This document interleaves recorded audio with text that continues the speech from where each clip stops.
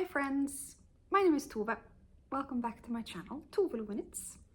I am a knitter, crafter, originally from Finland, but I live now in the Netherlands with my husband and my 2 children.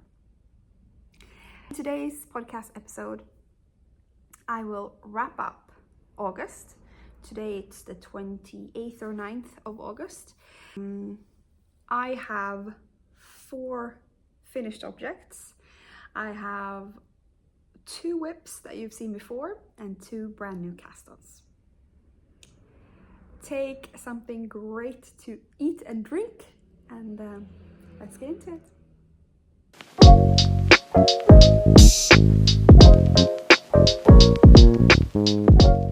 Let's start with my first finished object, and this is what I'm also wearing. This is the Versa tee that became a dress by Imke von Nathusius. I think she's German. I started this idea of a dress when I were on Tessel in June, and there I also bought the yarn. So the yarn is Relana Garne Saskia, and it's white, gray and pink, number 16, 10 and 14. This yarn is a cotton and silk blend, and you can really feel that there's something different about it than normal cotton yarn. The silk really has a shine to it and a lightness to it that I really, really love. I used the Versa tee as I completely did that pattern, and then I just extended it. Did some increases and decreases in the waistline, and some decreases in the waistline and some increases around my hips, and then I just continued until I ran out of yarn. I'm gonna show it to you guys. It's so much fun. I love the stripes and the off-shoulder design, and it turned out great and a great length. And I actually managed to do the collar, the rib in pattern, so to say. So I had a gray, a white, a pink and white, and then a gray in a perfect length, and the same happened as well on the bottom.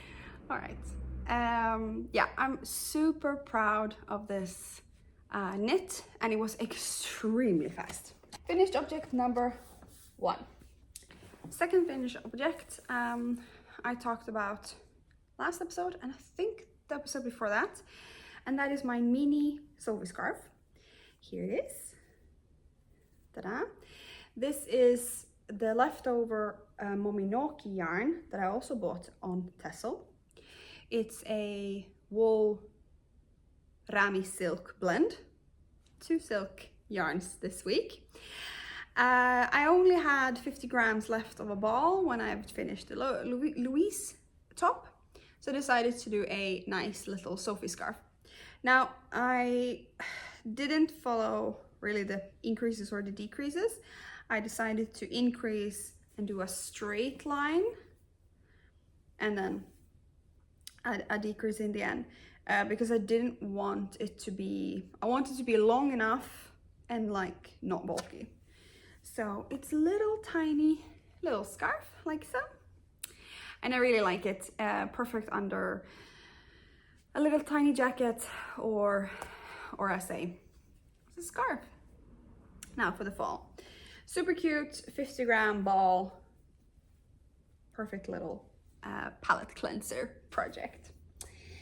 Third finished object for the day is my chunky Milou blanket. So this, if you haven't seen it before, I received some yarn from an old colleague a while ago, and in that stash of hers that she gave to me very nicely were these two of these big, I think 750 gram chunky yarn ball, log, I don't know what to talk, I don't know what to call it. One in pink pink purple and one in green blue. So I was thinking what to do with this. Well, a blanket, that's really the only one and the only thing you can do, make this with this yarn. And it's acrylic for sure, so you wouldn't really want to wear it, but a blanket would be cool. I looked around and I wanted a blanket that you don't cast on and you don't cast off a lot of stitches. So my idea was sort of like a triangular, like a square blanket. And then I started to play around with it. So this is my own design. I'm calling it Milou blanket because I'm giving it to my daughter. It was quite an adventure to set up, and then I learned a lot by like constructing a square. I didn't do it perfectly, so it's not a perfect square, but I started with a tip and with sort of a border motif situation, garter stitch and stockinette, and I made these parallel border stripes. I got to the point where I thought it was wide enough, and then I turned my square idea into a rectangle idea. So I started doing a rectangle after that, and when I got to a point where that was long enough and I had exactly amount of yarn left that I had when I started doing the triangle, I started decreasing again. So there you go. And then I started decreasing into a tip in the end. Ta-da! Milou's blanket. I have washed it. It's really annoying to wash because it takes 100 years to dry, and it's just about the size to fit her bed. So yeah, 700 and something 50 grams. A lot of yarn out of my stash, which is really great. That was 3. I said I had 4. What's left? Well, my love letter top is done. Here she is. Love Letter by ToveLoveKnits in all its glory. This yarn this yarn I bought online. It's a linen cotton blend. It's very cool. It's very like, I wouldn't say it's soft, but it's like crunchy because of the linen. And it's very cool. So it's perfect for a top, a summer top.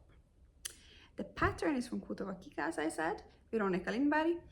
And it's a pattern that I've been looked at for quite a while, and I wanted to make it because I thought it was really cool when she incorporated 2 sets of hearts. This row and then the final row over here. That's the hearts. It was a very challenging pattern, and it was definitely a pattern where you had to always constantly know where you are in the pattern. You have to read your chart. It's chart, every stitch is charted basically. But when I had finally blocked it, all the lace were opening up. The fit is very nice. It's like an oversized long top. The middle here supposed to just be half of the length, but she has an option in the pattern to make it longer, basically as long as you want, until you start with the bottom part. So I actually doubled it because I've realized that 1, I don't like cropped tops, and 2, my torso is quite long actually, so I have to have quite a lot of length, more length than usually what patterns are saying, and then you end up with a rib. Anyway, there you go. Love Letter by ToveLoveKnits, done and dusted. Check. that was my 4 finished objects, guys. I've had quite a productive August due to my vacation, of course, but also a lot of projects were on the end, on the finish line, so I felt like I wanted to finish it, which I did, and I'm very excited about that. I also said last episode that I had to finish a lot of objects because I was gonna buy a lot of yarn. We'll get to that. Let's move on to my whips. A whip that almost became a finished object this week is my jigsaw puzzle blanket. I actually read the name of the of the pattern. Yes, indeed, jigsaw puzzle blanket by Stephen West. I won't count it as a finished object today, but I won't show it next time. So I will put some pictures after I've done the blocking and put it on Instagram, I think. So follow me on Instagram, ToveLoveKnits, if you want to see the actual final blanket. But I'm so close to being finished, so that's it for this podcast, I think. Now, where were we? I have no clue. Let me see. We were somewhere around here, I think. There's the end corner. So I had, yeah, this I haven't spoken about. I think this yarn is actually the gray together with a black mohair, which became quite cool, but also weird. Then I put the last of Lily sock together with a mohair. Then I had this third to last block. This is the pink together with a pink mohair, and finally some bulkier cotton yarn, 2 shades to create that last little peak. And then finally I did again a pink with a mohair.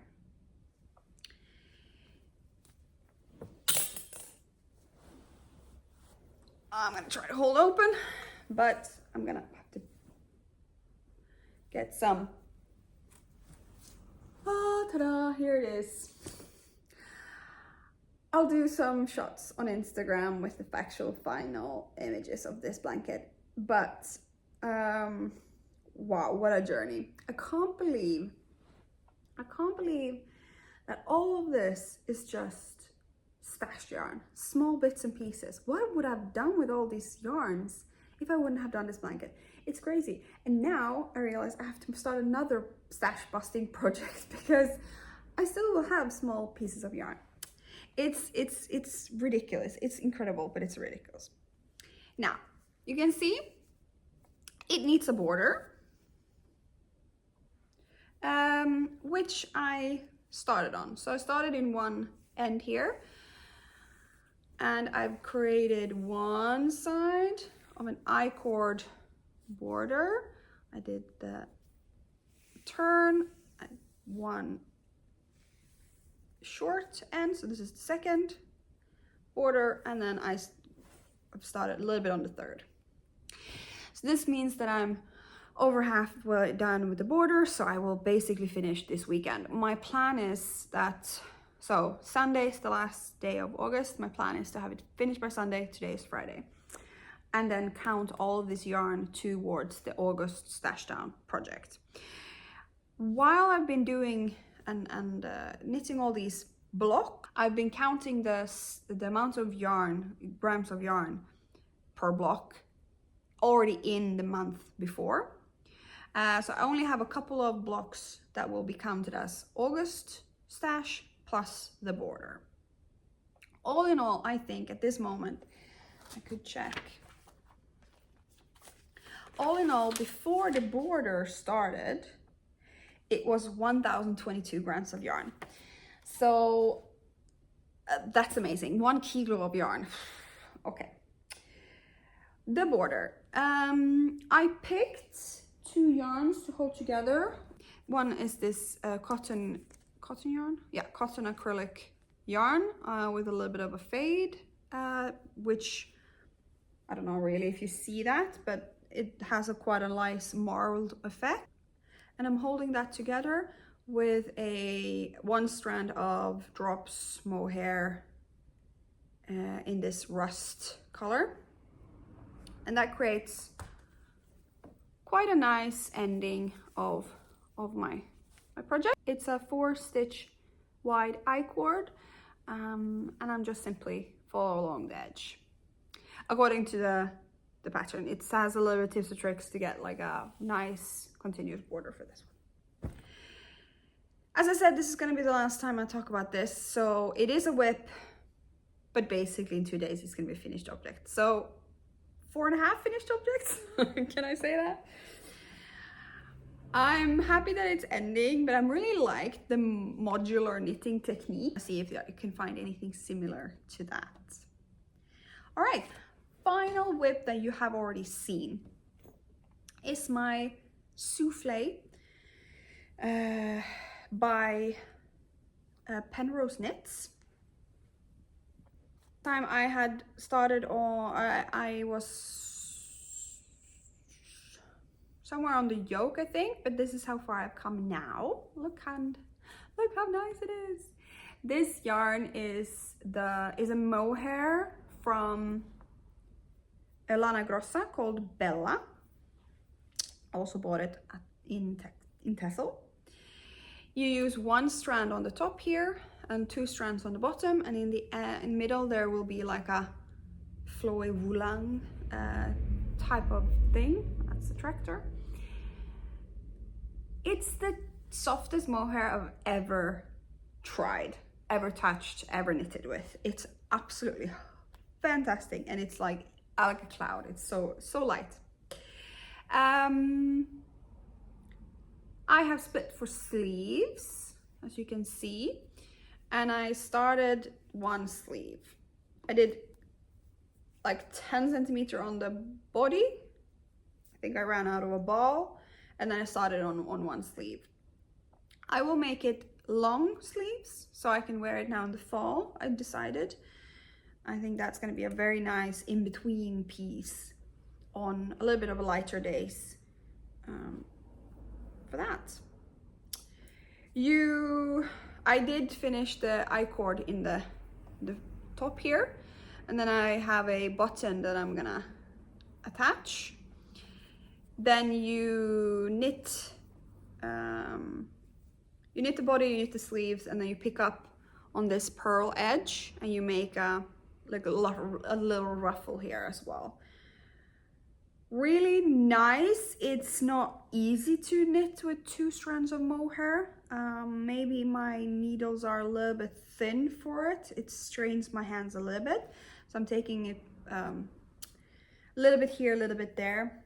But I'm really excited about it, and I absolutely love the mint green. I mean, oh, it's gorgeous. Fantastic. A couple of days ago, we came home from a week at my parents' place in Finland. When I go to Finland, I always go to my local yarn store and I buy a lot of yarns. This time we went to 2 stores, one a little bit further away and one in my village. And I got really inspired. I had a list of what things I wanted to buy, but of course I got really inspired there and also bought some extra things. So this will be sort of new cast-ons plus acquisitions at the same time. Okay, let's start with another Tessel inspired, not yarn this time, but pattern in Tessel. One of the teachers were Florence Sperling from UK, and we got her Lico sweater pattern for free as part of the retreat. And also one of the classes she gave was the technique for this Lico sweater, which is called Estonian inlay. And that is a color work that instead of doing sort of you knit in each color, you knit one color and you weave in strands of another color. So it's an inlay instead of color work. Really cool, I've never seen it before, and we tried it on at the class and I got really inspired. So what I did was, I knew you should put the inlay yarn, you should use either a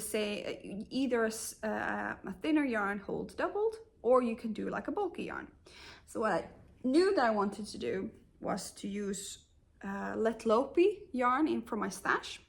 This is Let Lopi color 51, just is the white, and this is Let Lopi color 1704, like in this rust brown color.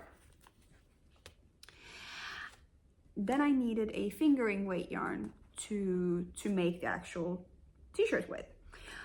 What I decided to go with is a yarn that I never tried before, but I heard a lot about it from ToveLoveKnits. She uses it a lot, and that is Sandnes Garn Sunday.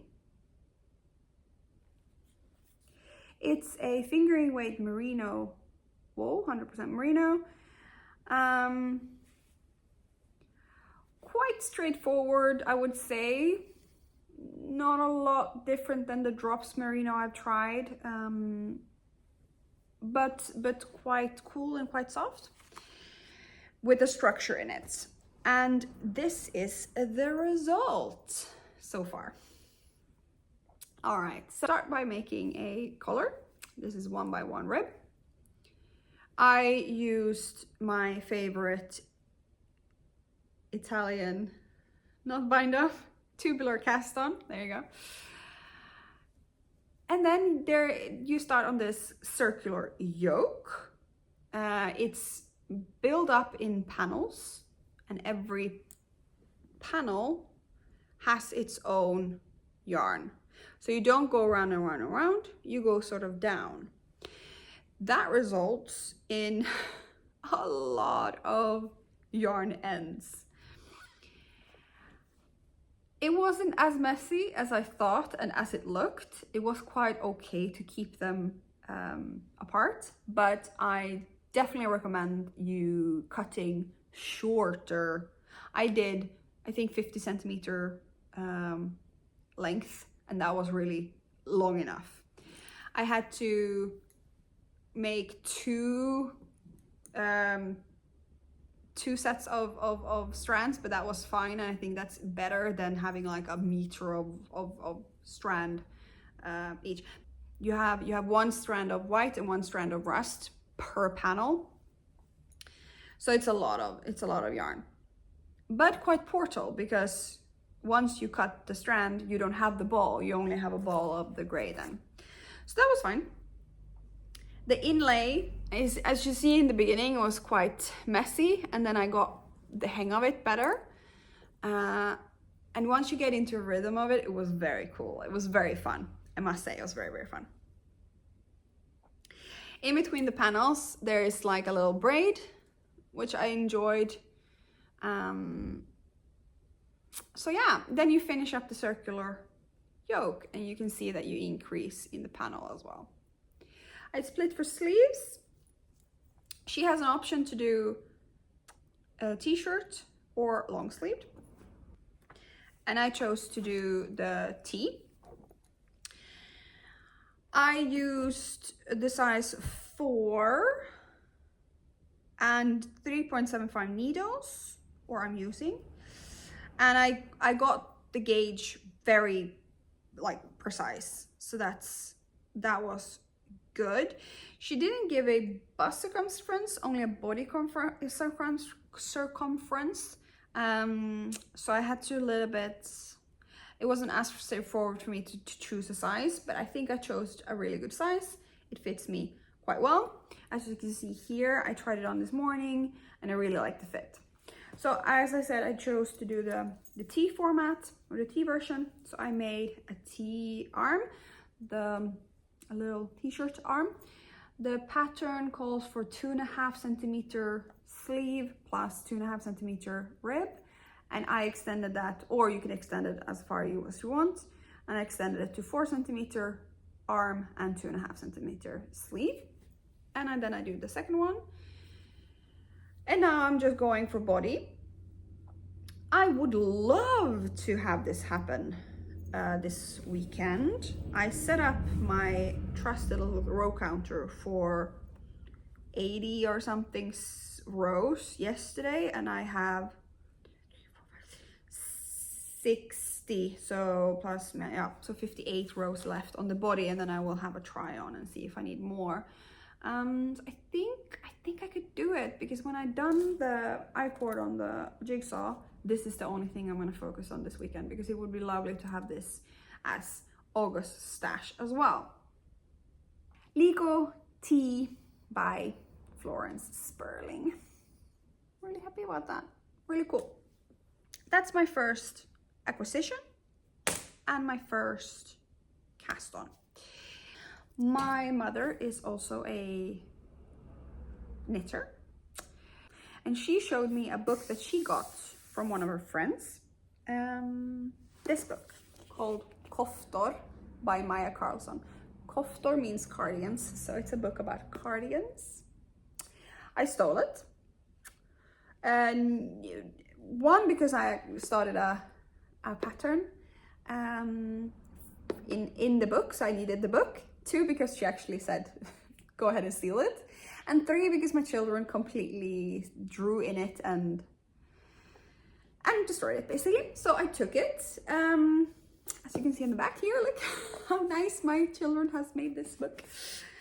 It's a very lovely book from a Scandinavian, Swedish, Maya Carlson, she sounds Swedish, designer. I've never heard of her before, Maya Carlson, but the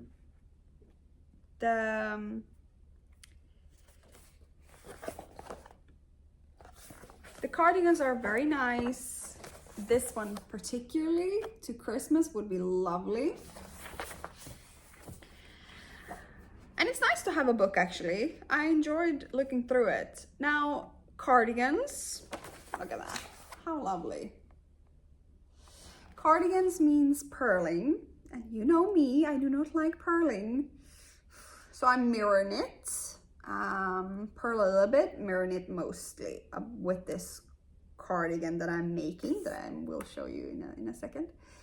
But I was actually absolutely thinking of making these cardigans into just sweaters, because of course you can do that. And specifically the one I just showed you here, this one I will make to just a sweater. You just don't knit the button band and then knit together in a round with probably the width of the button band, probably with the extra width of the button band, and then that's it. Anyway, I decided to knit the last pattern, actually, I think. Next to the last pattern, second to last, nope. I decided to knit the pattern called Skati. It's not a Norwegian name, I think. This cardigan, and it's a cardigan with the buttons on the back. Isn't that cool? This is how it looks like in front. There you go. It is a puff-sleeved cardigan with braids in the waist and in the end of the arm. Puff sleeve, and then, as I said, the button band in the back. Super interesting, super cool. Skati by Maya Carlson. I went to my local yarn store, and it calls for sports weight.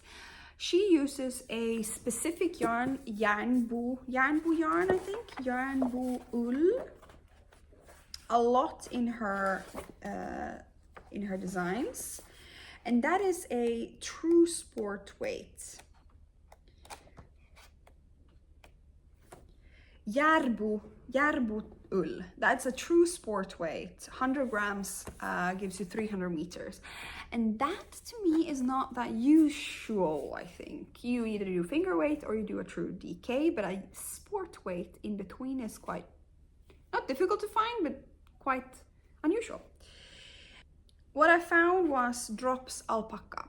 100% alpaca, true sport weight-ish. 50 gram gives you 167 meters, which would be 100 grams, 320. So quite close. 100% alpaca yarn. In the color 7323, it's this nice marled green yarn with a little bit of halo, a little bit of fluff. Very interesting. And I wanted to try it, so I bought that. And what came out of it is this, as far I've come. So this is the front. You start with this little cute braided cast-on. Can you see that?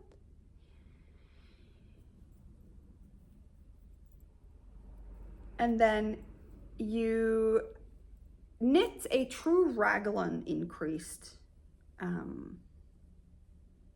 silhouette, but with puff sleeves. You do quite a crazy increase the first thing you do.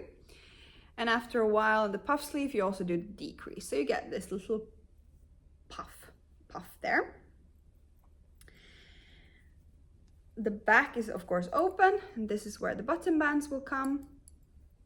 And then I split for the sleeves. I did a couple of rows on the body, and then I have knitted one sleeve. The sleeve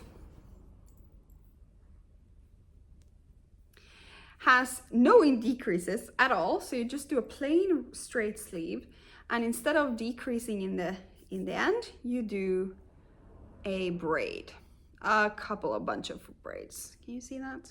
Yeah, look at that. Super nice.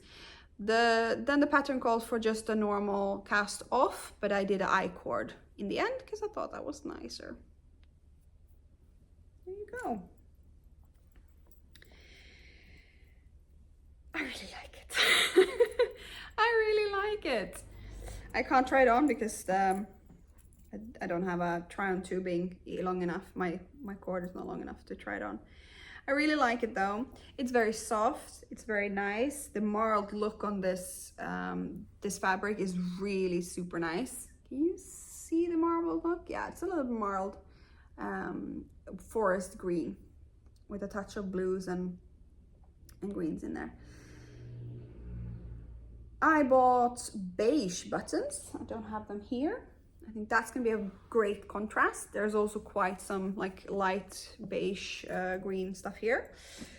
And right now what's gonna happen is I'm gonna continue on the body for a little bit, I think. And then when I get bored of the forward and backwards, I'm gonna go back to a sleeve. I think that's a good one because I was quite bored with the forward and backwards. So I did a sleeve. Now I'm gonna do the body. And when I'm bored with that, I'll do another sleeve. The body will then have some decreases and then some braids also in the waist. And then it has these secondary braids in the end, but I will not do that. You can see here. So this is the braid of the waist, and this is some braids in the end and then the rib, but I will not do the braid in the middle. I think I'm just gonna go back to stockinette and then do a rib in the end because I didn't like it. So I will just do stockinette, braid, stockinette, rib. It's crazy when I do these podcasts and when I start talking about my whips that I haven't really worked on in a little bit. I haven't worked on this since I came home, for example. I get excited again, which is a very good reason why I do these podcasts. Anyway, Skati, a name of a goddess I get apparently from the Nordic religions, by Maya Karlsson. Very exciting. Okay, that was my cast-ons and my whips so far. The last thing I did when I went to Finland, planned, was that I wanted to buy, I don't have many yarn stores here, and I knew that I didn't have the type of yarn that I wanted here. So I wanted to go to a yarn store in Finland, which is a little bit bigger. It's called Lankava in Kauhava. It's about 30-40 minutes away from my parents' house, so not that bad. So we shipped all the kids into the car. We went to Kauhava in Finland. I wanted to check out some yarn for Moonstruck Knits Tursa jacket. I'm gonna call it a jacket. It's a sweater, but I'm gonna call it a jacket because I'm gonna make it into a fall jacket. So I wanted to be there in person in the yarn store, look and feel the yarn myself to find something. It was a sport weight as well, which was a little bit difficult to find. I think Natasha Hornby, which is the designer in the Moonstruck Knits, made it into a little bit of a looser, like a softer inside jacket, but I'm gonna make it into a little bit of a tougher outside jacket. So what I ended up finding, I first actually thought I was gonna use the Letlopi, but it's way too bulky for this, for the pattern. What I ended up finding was the little brother of Letlopi, which is called Fjallalopi. Apparently it's a new type of weight for the Istex Icelandic wool. It is a 50 gram, 150 meters, so 100 gram, 300 meters sport weight yarn, and it's as scrunchy, as thick as the Letlopi is. So it's definitely good for a jacket. Now I know that when you start using it and wearing it and washing it, it will become softer. So I'm not worried about that. The Tursa pattern is a lot of different colors. It's a color work, but mosaic color work. So my main color is gonna be rust brown or rust red. That's the button band, and that's the main color. Then I have a contrast color in blue, one in green. Look at that. Oh, that's gonna be so cool. And then I have a black and a beige. So this is my color palette. Isn't that weird, beautiful, awesome? I mean, oh, it's a palette for sure. I'm so excited about this. I've never done mosaic color work. That's gonna be really cool. I've never done the type of construction she has, because I think you pick up the sleeves for the whole arm length and neck and width, and then you knit down, which is also completely bonkers. And this is gonna be one of the first cast-ons I'm gonna make in September. I have a lot of ideas for September, and we'll make a separate video for that, all my fall plans. So keep an eye out for that. Now, since this is the end of August, this would have been a stash moment for me, but I've been talking quite a long time so far. Plus, I want to finish a couple of things still in August to have the numbers look a little bit better, because I ended up buying like 1,200 grams of yarn or something in Finland. So I need to finish some things still. So I will take the stash next time. Now, if you're with me so far, you're a champion as always. Thank you so much for hanging out with me today. I hope you have a great end of August and start to feel excited about fall. 1st of September is the first time you can start doing a sweater cast on. So I'm really excited about that. That's gonna be Monday. Maybe even the Tursa will go on Monday. That would be awesome. All right, take care. Have a great weekend. See you next time. Bye. you.